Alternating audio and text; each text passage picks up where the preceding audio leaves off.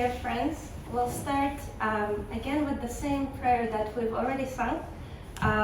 Here we believe that repetition is the way. So, Om Gyana Timirandasya Gyananjana Shalakaya Chakshurumritam Yena Tasmai Shri Gurave Namaha. I offer my respectful obeisances unto my spiritual master, who has opened my eyes, which were blinded by darkness of ignorance, with a torchlight of knowledge. This is a prayer that you will hear anyone really start any kind of talk or lecture with, because in the Bhakti tradition, we really try not to make anything up. Like Achyuta was explaining, that we just pray not to mess anything up. We pray that whatever we speak, whatever we discuss, is aligned with the true essence of the scripture. We'll quote Bhagavad-Gita today a little bit. So this prayer is just to kind of ask for any blessings and guidance, so that whatever I speak, of course, it will come from the heart. It will come from some of my realizations with some personal examples, but hopefully the essence remains intact with how it was intended by Lord Krishna himself in the Bhagavad-Gita. So like Manohar kindly introduced me, I was raised in this tradition, but I'm sure a lot of you can attest to whatever you grow up with. There is a point in your life where it has to become a choice, and it has to become something that is really confirmed by our actions. And sometimes it happens through a crisis. We'll discuss different situations where that point might come from. But this is relevant because that did happen in my life due to a pretty intense personal crisis, where I was forced to choose whether I will deal with that situation according to what I think will lead me to happiness and help me deal with the challenges that I was facing with. And to be very honest, I did try to do that for a little bit, but shortly I realized that it's not really working. So thankfully I already had a little bit of knowledge to help me see, okay, then what is the way? What is the suggested way to deal with any life challenges, and how I should see the world that will allow me to come out of this depressed state. And the topic of our talk today is to really dig deep and think about where that intuitive faith currently lies, because faith can be a little bit theoretical concept for some, right? Many people will say, if I ask you, do you believe in God? Many people will say yes. Some people will say, I believe I'm a soul. Some people will say, I believe in karma. But then if we look at their life, maybe it's not fully aligned to that faith. That is pointing to that belief being a little bit theoretical for them. So we all have this intuitive faith that is described in Bhagavad-Gita in the 17th chapter. We'll get into that in more detail. But we all have this intuitive faith that we've formed throughout lifetimes and throughout years and years of experiences. And it's an inseparable quality, actually, from the soul. It's something we all have. Otherwise, we won't have any way of knowing where to take the next step. But this intuitive faith is not always a conscious thing. We're not always fully aware where that faith really is. So we might not be able to change that perspective and change that worldview so that we can see the world in a way that will actually make a happier life. So we'll talk a little bit about that today. And we'll start with this, we'll start with this really simple but also maybe the most complicated question there is. What is the meaning of life? So when you see this, what is coming up for you? What emotions are there when you read this or hear this? Existential crisis. Exactly, except for mine was dread instead of crisis. Dread. Existential dread. And must we have the answer? Yeah. Anyone else? Actually, I'm an AC Barb's healing teacher and Akasha healing teacher. I'm Christian, but sometimes I can't do everything according to that Bible's words. Yeah, I believe God, but I think God just some rule. Sometimes is this sign, sometimes another sign. You know. So I don't know how to judge, etc. I'm from China. I just come here 4 days. My English is not so good. Sorry. It's perfect. Yeah. What's the meaning of life? I think it's challenging. Always to do something to challenging for your past. Yeah. Sometimes I do something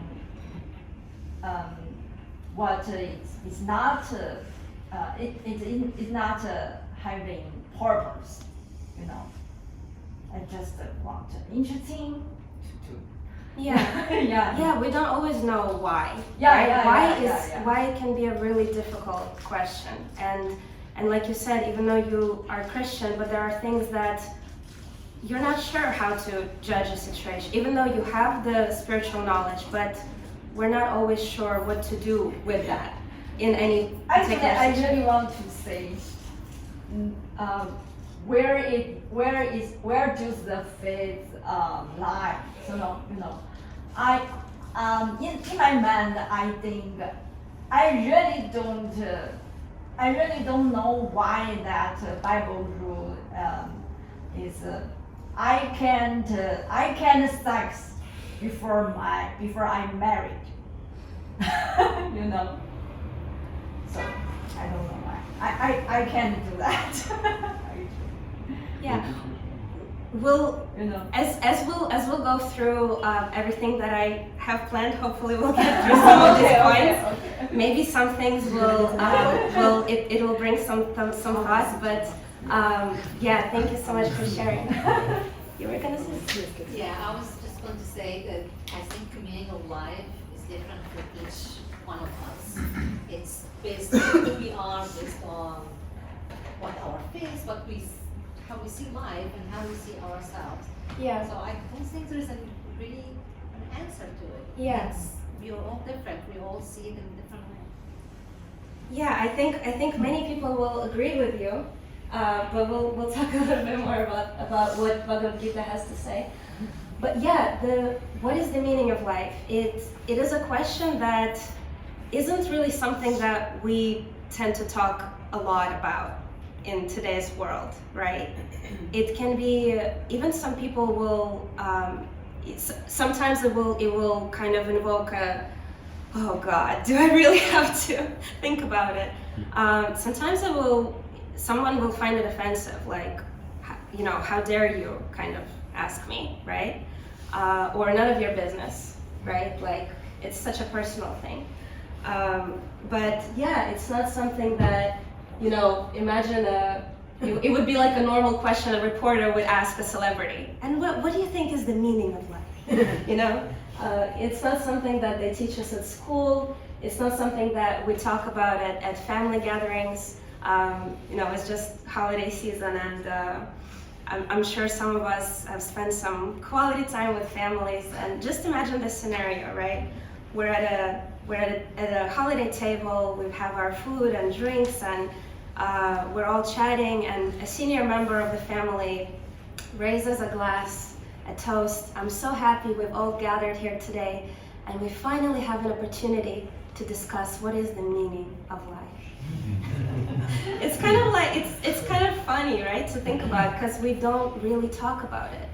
We don't, and why it can be a scary topic to discuss, because we're not, a lot of us don't really know where to look for the answers.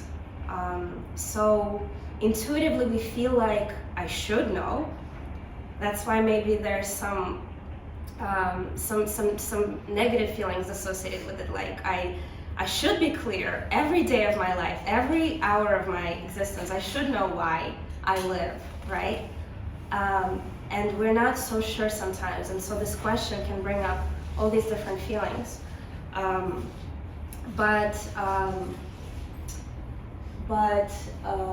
You know, imagine this other scenario. So we have the Soul Talks WhatsApp group, right? So Anahar sends us a message. Meeting at Tompkins Square Park at 3 p.m. on January 7th. Please come. And you all come, we'll get there. There's no further information thus far. We all get there, I look at everyone really seriously, I count everyone, I wrote down what, you know, who came, and I say, okay, let's go. And then we start walking. And we walk for an hour, for 2 hours, for 3 hours, it's getting dark. I say, okay, we'll spend the night here and meet everybody at 7 a.m. tomorrow, and we'll continue to walk.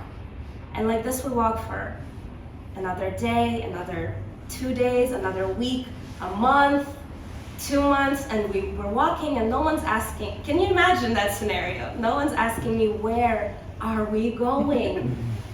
What is going on? Imagine that. And imagine if someone comes to me and asks, no, where are we going? And I say, leave me alone. Everybody's walking. Just walk with everybody else. You know what? Stop bothering me.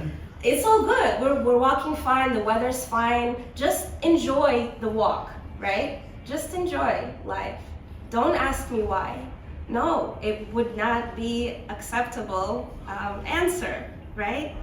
You're going to force me to say, where are we going? How long it's going to take? You're going to think, is there an alternative route? Right? Because we're walking for a few months. You need all this information to decide, is it worth it for me to come with, right? You need all this information because you have other life commitments. You need to understand where it is that I am putting my energy and my time to. And yet, you know, years and decades and lifetimes people live and don't get to this question because it's really scary and we don't know where to look for answers. So, in a really unfortunate turn of events, we may leave this body never even having asked why I've just made this whole journey of life. And just this little quote by Mark Twain: the two most important days in your life is the day you're born and the day you found out why. And as kids, I think, I hear at least, that a lot of kids ask this question. Has anyone here been that kid that asked your parents these existential questions? Sid? I'm not surprised. Radhi? Yeah, and what kind of answers would you generally get? Stop talking. So, Yeah.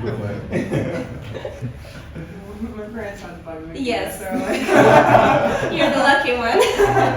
Well, it's lucky and unlucky because if you ask that many questions, the answer is go look it up. So my mom was very much Yeah. go look it up. Yeah. So we had to go look it up. We had to go look up the meaning of life. Yeah. But it's tough. It's tough for kids to not get the answers, and it's tough for the parents who are really kind of caught off guard by that question. Sometimes the parents might say, like you said, it's different for everyone. Find out for yourself. You'll grow up. You'll find your own meaning. But then, if you ask, Mom, and what's yours? Oh, it's tough.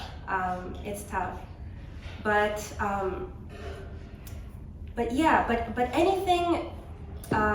anything we do, really, anything we do in life, we really do to find happiness.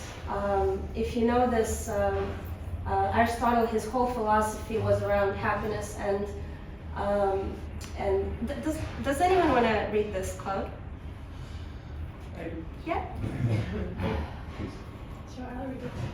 According to Aristotle, if we continuously ask ourselves why about anything we do, the ultimate reason will always boil down to the pursuit of happiness.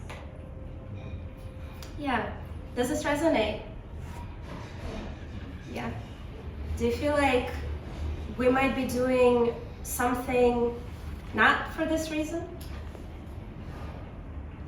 No, right? If you ask, why do you go to work? To make money. Why? To provide for my family. Why? And if we keep asking this why, at the end, you'll come to be happy, right? Inevitably. And then once you get to that answer, to be happy, there's no point asking anymore, right? There's no why do you want to be happy? Right? It's already the end goal, right? It's kind of understood. It doesn't make sense to keep asking further. And this is why this question is difficult, because the idea of happiness is very different for all of us. And that idea of happiness is formed, again, by so many years of experience. I believe this will make me happy. And we have all of us have different views. And yet, spirituality, any spiritual tradition really, will point to, no, there's one meaning. There's one purpose of this human life. And why do you think any spiritual tradition will have one answer for anyone?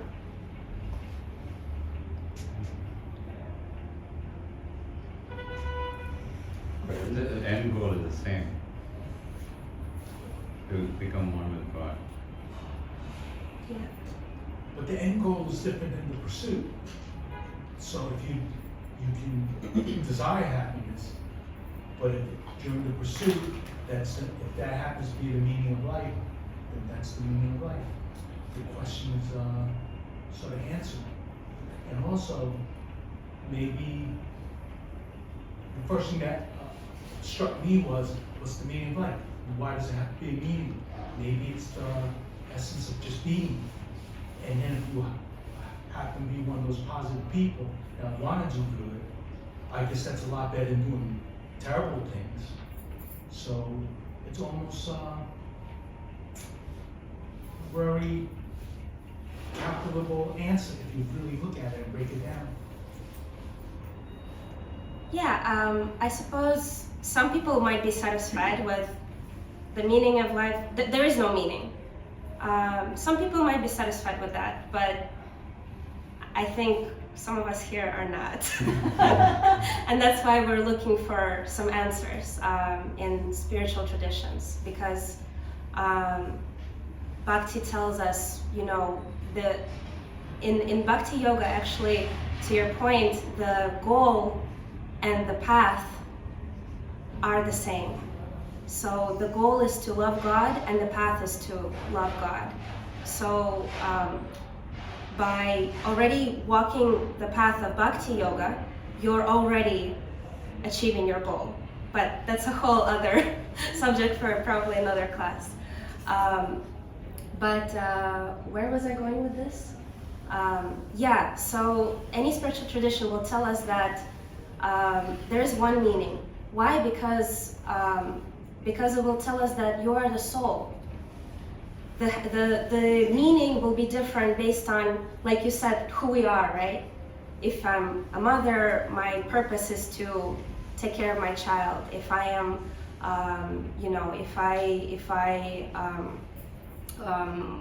work for a climate change organization, I feel like my purpose is to make a planet a better place, right? And to affect things in that way, etc. So from our different designations, we'll have a different meaning, but spirituality tells us you're a soul. So then the meaning is connected to the nature of the soul, which is to love God.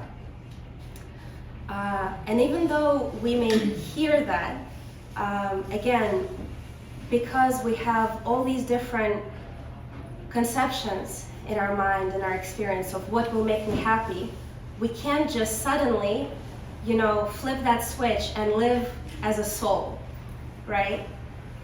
I have to hear this one time, okay, now I live in perfect happiness, It doesn't really work that way because we have all these things that have accumulated for so long. But in order to try and kind of mend and transform this current faith that we have, the intuitive faith, we have to kind of examine where it comes from and how we can possibly open a little window to the possibility that there is higher truth that will bring me absolute happiness, right? The revolutionary idea kind of that spiritual traditions, Bhakti Yoga specifically, gives us is that whatever we see as happiness in this world is not really the real thing.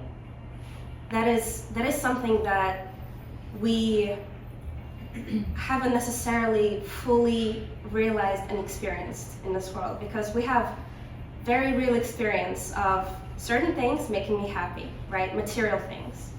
We have, having a great meal makes me happy. Flower, rose flower. We have all these real experiences that hard to argue, they make us happy, but what Bhagavad-Gita tells us is that because they are temporary experience, actually it is already considered suffering, because whatever joy we may feel in the moment, we know it's going to end. So there's already a pinch of salt in that enjoyment. Even if it's not any sinful activity, even if it's all good and nice, but we know it's going to end. So it's very sad already. So what spiritual knowledge tells us is that there is happiness that is beyond what we can experience materially. There's happiness that doesn't even depend on anything material, not this body, not any circumstances of this world, nothing. It can all be experienced within, no matter what happens in your life. And that is like really difficult to believe that is real happiness, because when we hear that, what kind of comes to mind? To me, I kind of see like a saint, like a really saintly person who doesn't need anything, just lives in, full alignment with who they are, and it's really not me. like clearly. But that is really that is something that I suggest us kind of trying to welcome that idea into our heart, that is the real happiness, and it is available to any one of us that chooses to walk the path that leads to this absolute happiness. And it's not that these saints are in this separate box and we're in this separate box and it's not, I can never get there. No, Krishna says in the Bhagavad-Gita there is a very clear path and it's available to anyone. So that is the idea that we can try to welcome in our mind. It feels really odd, probably. It feels really foreign because we might not have that experience yet. But we, in order to change that faith, we need to at least accept the possibility that that's real, that can be real. I wanted to talk about what I've been talking about. Faith in Sanskrit is called Shraddha. And this is from the 17th chapter. Shraddha, Mayo Yam Purusha. Purusha means a person. Shraddha means faith, and Mayo means energy, or every person is made up fully of faith, Shraddha. This is all we're made up of, is faith. We've been talking about happiness, which is kind of a big concept, but here, by happiness, Krishna means in the Bhagavad-Gita, Sukha just means experience that one wants to experience, basically. It's as simple as that. If I don't know, I have this water bottle and I'm going to take a sip, I have faith that this will make me feel good. This is like very simplistic way of, this is where I put my faith into this water bottle, that it will make me happy. It will make me have experience that I want to have. And so we put our faith in different things. So Krishna explains that faith really just means accepting our dependency on something or someone that will bring me happiness, will bring me joy. So I accept my dependency means I have to probably follow some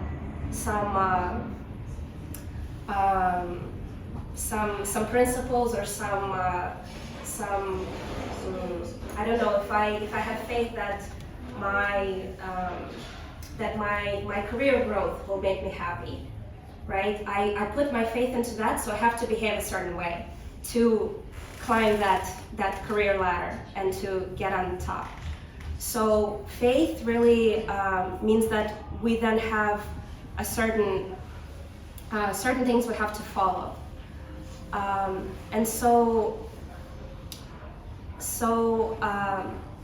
But again, this faith is not formed exactly consciously. We'll do this first.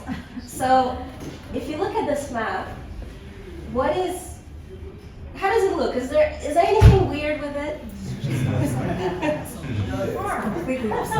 It's completely upside down. Like, Not for Australians. thank you. It's perfect. Rad is from Australia. Yeah, it's a perfectly good map for a resident of Australia, right? We're in the center. We're in the center here.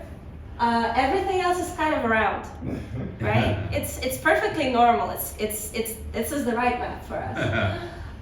And this is our worldview. And what I'm kind of using worldview and faith as a little bit of synonyms here. But this is how we feel that my worldview is the right one. And we sometimes are genuinely surprised and offended at times when we see a worldview that is different, a little bit different, right? Anyone experienced that ever?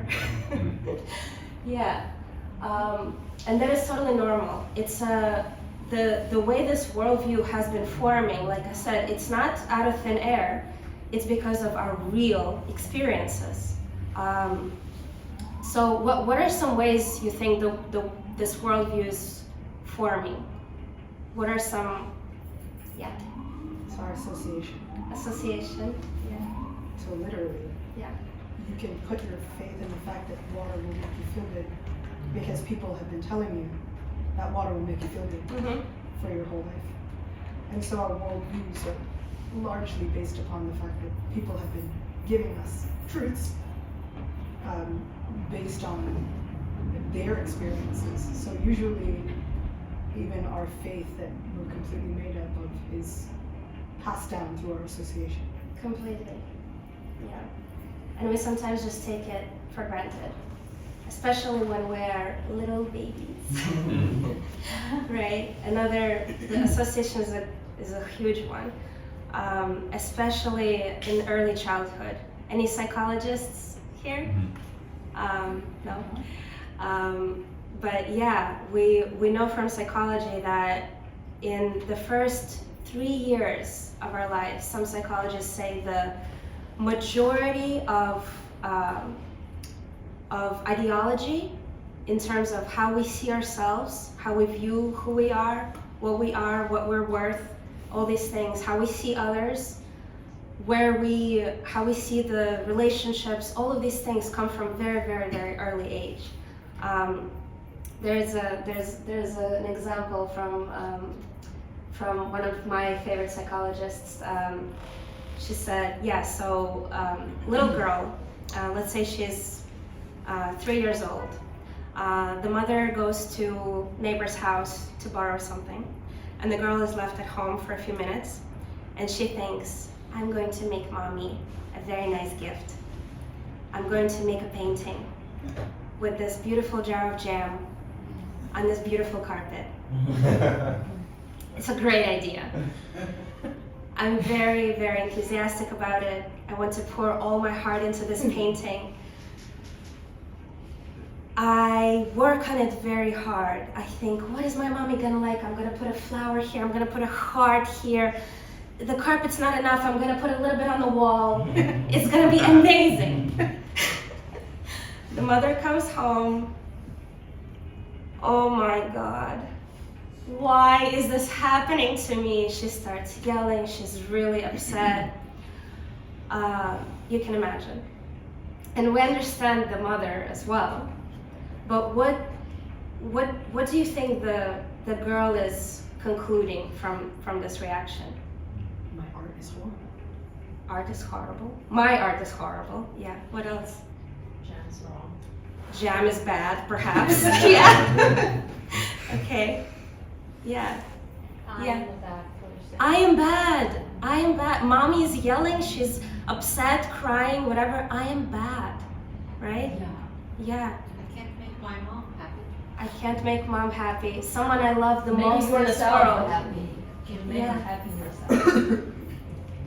I'm in trouble. Yeah. Yeah. All these conclusions, right? Yeah. I will travel too. Yeah. Yeah, all these conclusions, right? I am bad, art is bad, I can't make my mom happy no matter how much I try. Is she gonna think, oh, I should have taken a piece of paper and some pencils? No, she doesn't have that understanding yet. She's gonna conclude all these things. And then, growing up, all these things are going to affect how she sees expressing herself through art, trying to make loved ones happy, all of these different things. And she might not even realize at, 45 years old, where are all these blocks coming from, right? We don't know a lot of the times. And this is just speaking of this life. For those of you who believe in reincarnation, and Bhakti Yoga explains that all of these experiences are actually coming from up to like 100, I don't know the number, but like many lives back. Yeah, yeah. Question. Like I'm feeling, for example, like for teenage people, like the view from the others, like the reflection from the others is very important more than the self, like they don't have like very stable view about themselves. So I feel like when they become adults, that's very easily to become a like pleasing person, like they easily to want to please the others to get some resources or something like that. So is anything you suggest for that person? Can you just rephrase? So because we, can you just put it in? Yeah. Just like you just mentioned, the view from the others is very important when people like they are in childhood. Yeah. For example, like I just trust my mother or my friends what they think about myself. If they think I'm awesome, I'm really like talented or something, I can truly believe. If they are saying no, you are not, then I will be. I totally trust them. Yeah. Because I don't have the right judgment about myself. Yeah. So in that way, like becoming the adults, like they are hard to have the self-confidence. Yeah. So Oh, I how see. to build up that? Yeah. No, that's a really big question. Yeah, it's a really big question, and I mean it's probably very difficult to undo if there was a lot of a lot of that trauma from childhood, especially if our own mother would say horrible things to me. It's very difficult to undo, but it goes back to being conscious about where our worldview, our faith about ourselves, about others, where it comes from, and trying to analyze that, trying to be more conscious about it, more aware about it. And once we bring that awareness, we can start to change some patterns. It's very difficult, but it's possible through awareness and prayer. I think also as a parent. Yeah, thank you. As a parent, I have a teenager. Oh my god. And I think that growing up, I've gotten many such gifts from the child. And once when she was about 2, she woke me up and we had both been napping, and so I thought everything was fine. She said, "Mama, I have a present for you." I said, "Oh my god, what is it?" She said, "It's for you." I said, "What is it?" I held out my hand. She said, "It's poop." Oh my god. And I was like, this is legit poop. What the heck am I? So now I'm literally holding rolled poop in my hand, Oh, God. going, Oh my god. okay, what do I do? And I'm looking at her going, now how long did she spend rolling this? What is happening? Oh my God.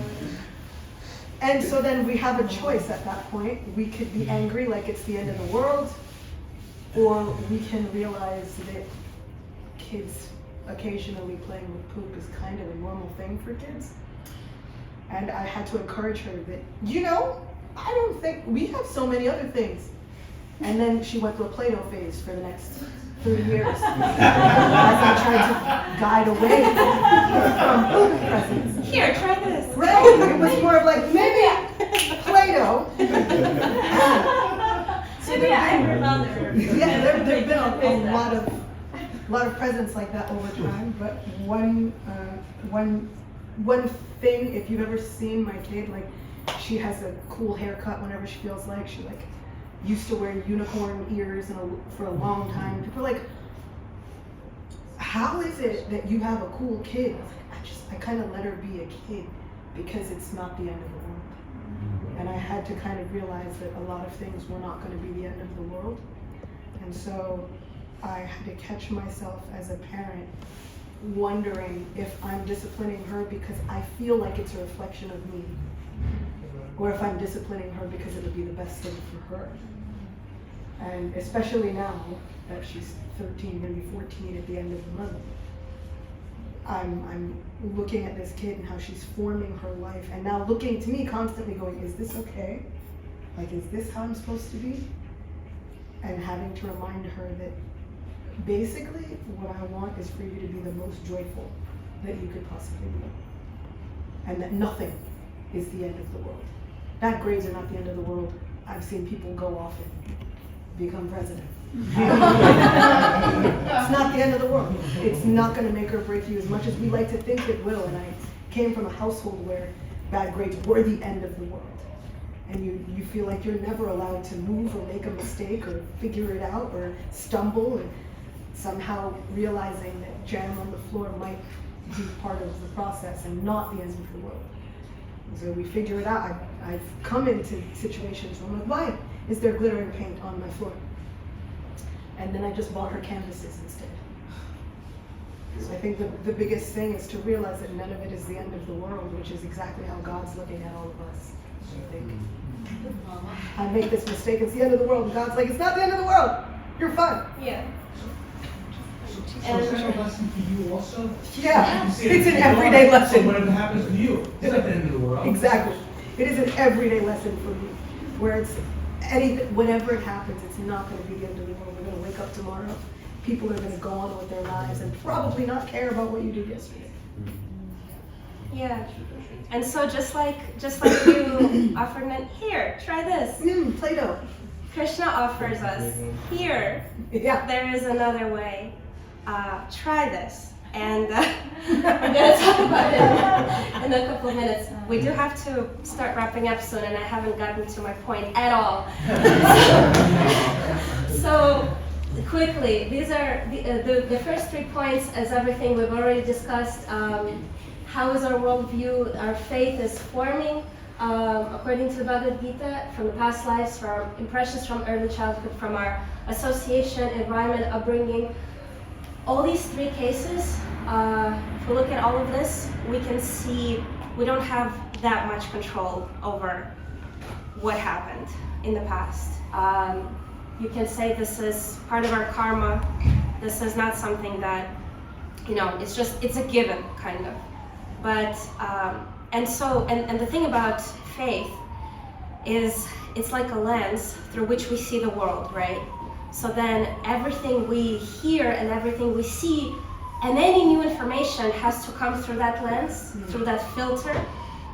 And so bad news is that any good information has to pass through that filter, and things that are not aligned to what we already believe in, we'll just reject it. So it's really tough to level up in our consciousness and lives. It's kind of like a vicious cycle. But there's good news.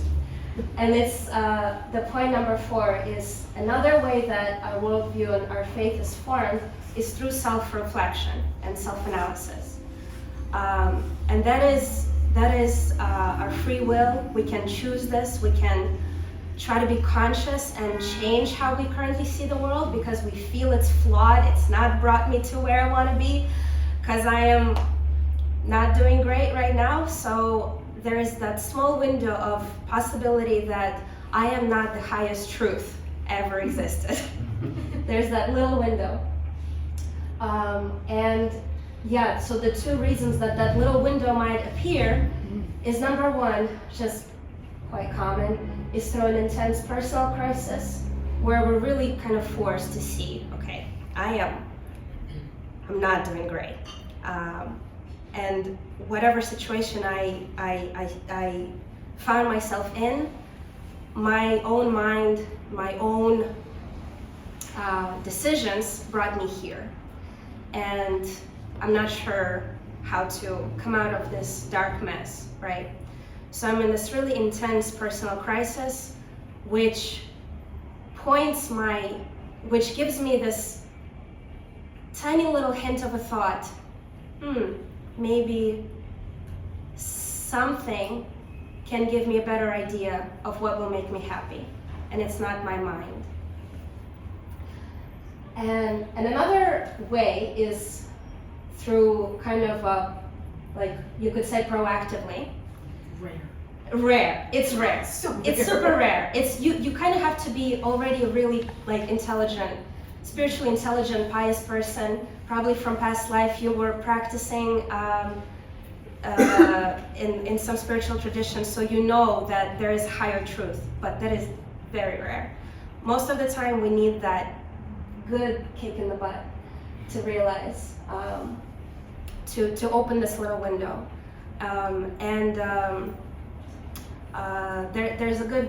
Do we have a time for a small example? We have to wrap up? No. Won't be the end of the world, as you mentioned. Okay. A quick small example. There was a professor of Zen Buddhism. A professor he's an old guy now, so he's like been teaching Zen Buddhism for his whole life, and he wanted to meet for the first time. He wanted to meet a real practitioner of Zen Buddhism, like a practicing master. So he went to Japan and tried to organize and see this enlightened person who's agreed to meet with him, but he said, we'll start with a tea ceremony. Anyone heard this example? Oh, maybe? No? Okay, great. So they start with a tea ceremony, and as the master sets up everything, it's all really slow and precise, meditative. The professor kind of, from the moment he walked in the door, he started sharing all his different theories and everything that, all his knowledge, and kind of showing off a little bit, but also inquiring sincerely, asking some questions, but really just talking and talking and talking. And the master set everything up and starts pouring the tea. Slowly pouring the tea. The cup fills up, the cups start pouring over, the tea is on the little dish, and now the tea is on the table, now the tea is on the floor. He keeps pouring. The professor's like, won't you stop? He couldn't contain himself. Can't you see the cup is full already? What do you think the professor, the master said? But you are just like this cup. Your head is so full of your own ideas. There is no space for any of my answers. In order for you to hear anything I have to say, you have to empty out just a little bit of space in your cup. So this is our little door. And what we, my finishing point, what we suggest here at the Bhakti Center in general is to kind of take in the absolute knowledge that is described in the Bhagavad-Gita and the Shastra as that point of leverage through which we can zoom out and analyze our current faith and our current views and see if that truth can be applied in my life to make me happier and to lead me in the end to absolute happiness. It's just that small window is required for that knowledge to enter our lives. But by no means should we accept anything blindly at all. We have this very important filter through which we interact with the world. And this filter has been protecting us from dangers and all kinds of things. It's like an immune system for life, right? It's fighting off the bad guys, but also sometimes it's fighting off an organ transplant that we need to survive, right? Sometimes it can fight off something that will save our life just because it feels unfamiliar. But just little by little, we try to try to hear this knowledge and try to apply it and see if anything changes for the better, we test it. We always test it. Don't take anything blindly. We always test it and try to actualize it.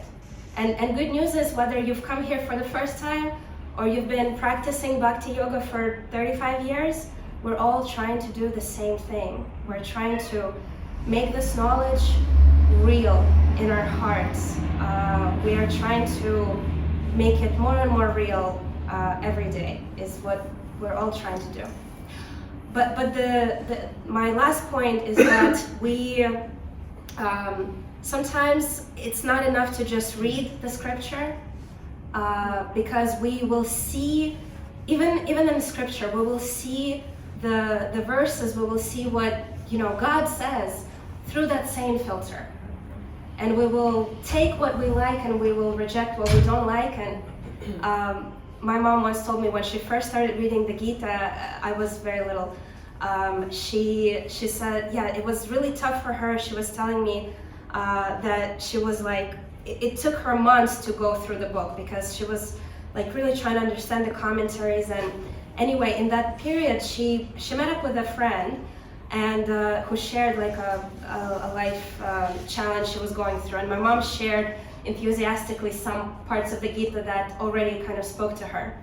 And the friend agreed to read the Gita, and in a couple of days she comes back to my mom and calls her, I loved it, I finished it. It was great. It exactly summarized like everything I already knew. It confirmed my viewpoints and like put it in a really nice way. I really loved it. My mom was really confused, kind of hurt, because made her feel like, what is wrong with me? Why is it taking me so long? But in the conversation, she realized that woman didn't read any of the purports. And if you know the Gita, the verses will take you a couple hours to go through, so it's not that big a deal. But the purports are there to tell us what the verse actually means, to what is the essence of that verse, which is something that she said, oh, that didn't make any sense to me, right? So it's not enough to just read. We need teachers and we need mentors to confirm, yes, this is what is actually the essence. So in the Bhakti Center, we have community groups where we study the Gita, we study other spiritual books, and we have mentors and we have peers that can confirm our understanding. And in conversation and discussions, we try to actualize this knowledge and try to apply it, try to make it practical, because otherwise it's kind of empty and pointless to just know something theoretically. We want to really be able to make it real for ourselves. So that's it.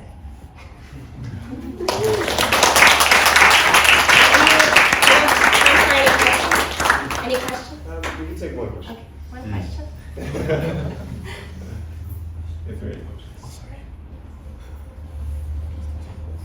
My one question is, what do you take away from all this? This is a huge opportunity for me to, because I've been meditating on this for about 2 weeks as I've been kind of thinking what I want to say. So all of this is extremely practical on what I would have shared.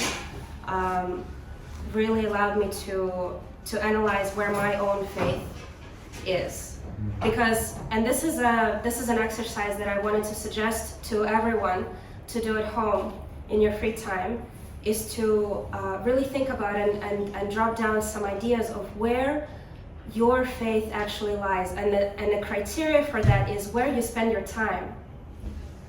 Where we spend our time, where we put our energy, is what we believe will make us happy. It's a very simple criteria. So really write, and I did that exercise on my own, and I realized, there are some things in the Bhakti practice that I have faith in because I put my time to it, and I have experience of this making me happy. So I have this faith is actualized for me. This knowledge is actualized for me. When some parts of the spiritual knowledge we have is not fully actualized because I'm putting it off, or I you know, when I do it, my mind is elsewhere. So all of these things are pointing to something being theoretical for me. So this is a really good exercise, I think, for all of us to do continually, to really see where those blind spots are. That's it. Yeah.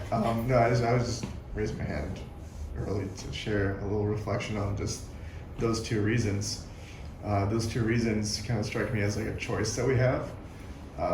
Our choice is either we become humble and we act proactively, you know, or we be humbled and we let ourselves, you know, be crushed to the ground by the weight of existential dread.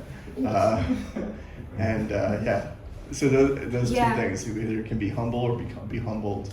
It's an awesome point that I didn't think about. The first part, the first one is gonna happen if we don't do the second one. Yeah, that's awesome. Thank you, sir. So, I had a question, if you have a minute. How has your meaning of life changed before you joined the Krishna consciousness movement and after you started studying? I was raised in the Hare Krishna movement in Moscow. So I was raised in going to Kirtan and the community there. But like I said, it's still a living process. My faith is evolving every year, hopefully, right? And the way to test it is to see, comparing to last year, am I happier? Is my life better? And do the exercise on faith and to see what are some things that are theoretical, what are some things that are I fully believe in, and see if my life is becoming better. And if it's not, there is a problem. If it's not, then my understanding of what is the meaning of my life and what will make me happy is flawed. So I need to evaluate and make some adjustments.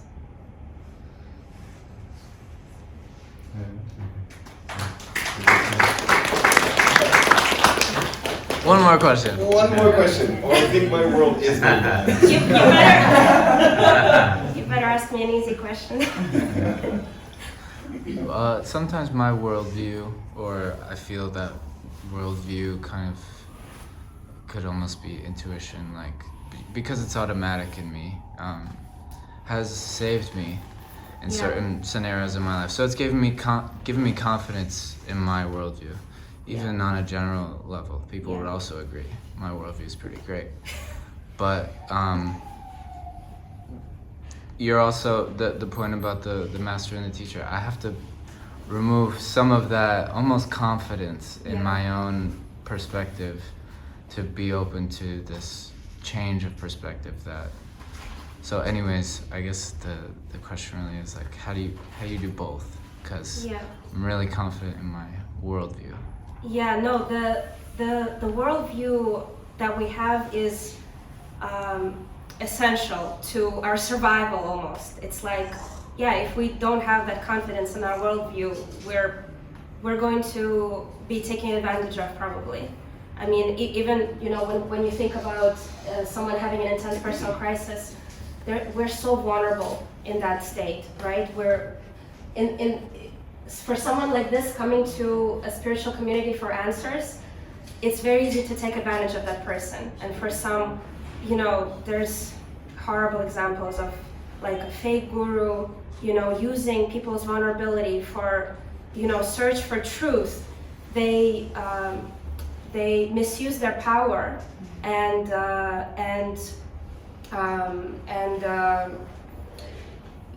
exploit the person for their and cover everything by some spiritual concepts like you're doing spiritual service to me, to God, by doing it to me, but they are taking advantage. So no, it's very dangerous to just blindly trust. That's why I try to communicate that we don't want to blindly trust anything. We test everything, and for accepting some authority, there's like criteria as well in the Bhagavad-Gita. There's criteria of qualities of a person who can be trusted. They are driven by compassion and kindness. They live a life of discipline and austerity. So there's things that we can really see that this person I can trust. And by little, we can, try to open that door. But by no means we should, trust just anyone. So we should always test it and have our criterias and trust our intuition that has saved us in the past a lot. And again, a true spiritual knowledge, there's a verse in the Gita that says,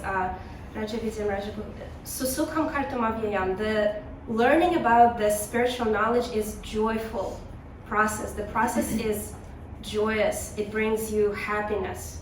So that is the best criteria. We can always see, is this knowledge making me happy today? Not like suffer for 10 years, you go to heaven. Today is it making my life better? So that's a good criteria to have, and trust your intuition. Thank you. Sorry. Let's give another round of applause.